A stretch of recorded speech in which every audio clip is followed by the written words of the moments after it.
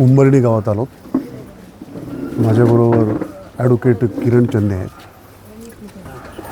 अजय सावंत आहेत. प्रत्यक्ष आम्ही इथे जो दलित ॲट्रॉसिटीचा, अनुसूचित जातीवरील ॲट्रॉसिटीचा जो प्रकार घडलेला आहे या गावामध्ये, तर पवारांच्याकडे आलो.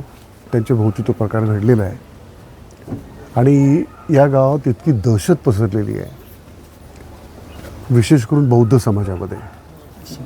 तर त्याची पाहणी करण्यासाठी आम्ही आलो आणि पाहिलं की खरोखर इथं दहशतीचं वातावरण आहे. आणि जो कोणी गुंड, ज्याचं नाव निलेश शेलार, तो हिस्ट्री सीटर आहे, सराईत गुंड आहे आणि त्याची एक दहशत करणारी टोळी आहे. इथल्या गावकऱ्यांनी, बौद्धांनी असू दे, दलितांनी असू देत, आदिवासींनी असू देत किंवा आगरी समाजाचे आमचे लोक असू देत की कोणी समाजाचे असू देत, परंतु गरीब जे शेतकरी आहेत, कष्ट करणारे जे लोक आहेत, त्यांनी कुठलाही व्यवहार केला, जमिनीचा, खरेदीचा, विक्रीचा, त्याच्यामध्ये या माणसाला हप्ते पाहिजे असतात. याने मोठ्या प्रमाणामध्ये या भागामध्ये हा भाग फार झपाट्याने विकसित होतो आहे. तर या भागामधल्या जमिनी बळकवण्याचं काम याने केलेलं आहे. याच्यावरती ॲट्रॉसिटीचे पूर्वीच्याही केसेस आहेत, आर्म्स ॲक्टच्या सुद्धा यांच्यावरती केसेस आहेत. आणि ह्या प्रकरणामध्ये सुद्धा त्यांनी तर मारहाण केलेलीच आहे, पण त्याबरोबर जातीवाचक शिवीगाळ केलेली आहे.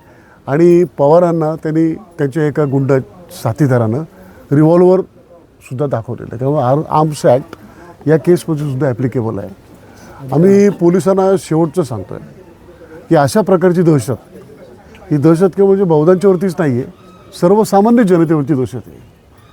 आणि ही दहशत निर्माण करणारा जो कोणी गुंड आहे किंवा टोळी प्रमुख आहे, त्याला कुठल्याही राजकीय पक्षाचा जरी आशीर्वाद असेल किंवा आधार असेल, तर त्याच्याकडे दुर्लक्ष करून ही दहशत मिटवण्याचं काम त्यांनी केलं पाहिजे आणि कायदा आणि सुव्यवस्थेचं रक्षण केलं पाहिजे.